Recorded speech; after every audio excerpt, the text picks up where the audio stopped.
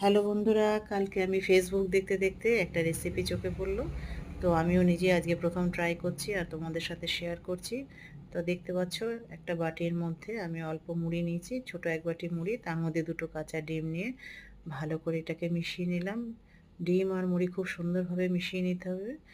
তারপরে দেব একটা বড় গোটা কাঁচা পেঁয়াজ কোচানো, তারপরে ছোট একটা টমেটো কুচি, তারপরে দেব কাঁচা লঙ্কা কুচি, আর দেব হচ্ছে গ্রেট করা আদা। আদাটা গ্রেট করে দিলে ভালো লাগে, মুখে পড়লে ভালোই লাগে খেতে। এরপরে দেব কুচানো ধনেপাতা। তো এইসব দেওয়ার পরে আমি এরপরে কিছু মশলা অ্যাড করব এর কাছে।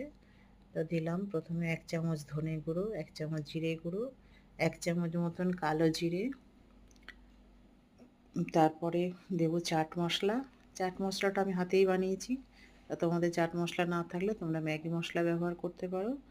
তারপরে দিলাম বাইন্ডিংয়ের জন্য 3-4 চামচ মতন বেসন। বেসনটা মুড়ির উপরে নির্ভর করছে, মুড়ির যতটা তার সেরকমভাবে দিতে হবে যাতে ওটাকে ভালো করে মাখা যায়। ও এরপরে দিলাম কর্নফ্লাওয়ার, আর দিলাম স্বাদ মতো নুন। এবারে এটাকে সুন্দর করে হাতে খুব সাহায্যে ভালো করে মেখে নিতে হবে। মেখে নিয়ে এবারে তোমরা যে যেমন শেপ দিতে পারো, আমি একটু গোল আর চ্যাপ্টা করেছি, গোল করে চ্যাপ্টা মতন করেছি। তো এরকম করে একটা একটা করে সব কটা করে নেব। তারই মধ্যে আমি কড়াইয়ে অল্প করে তেল গরম করতে বসিয়ে দিয়েছি। তেলটা গরম করা হয়ে গেলে তো লো করে এগুলো ভাজতে হবে। চড়া আছে, এগুলো ভাজা যাবে না, পুড়ে যাবে তাহলে। তাহলে একটা একটা করে সব দিয়ে দেব।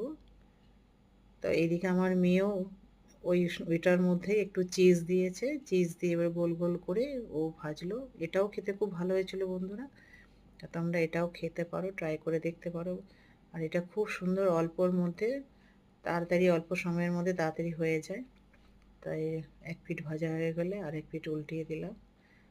তাই এটা সস, চাটনি যে কোনো কিছুর সাথেই পরিবেশন করলে খুব ভালো লাগে খেতে। তা আমরা সস দিয়ে খেয়েছিলাম, খুব ভালো লেগেছিল, তোমরা করে দেখতে পারো।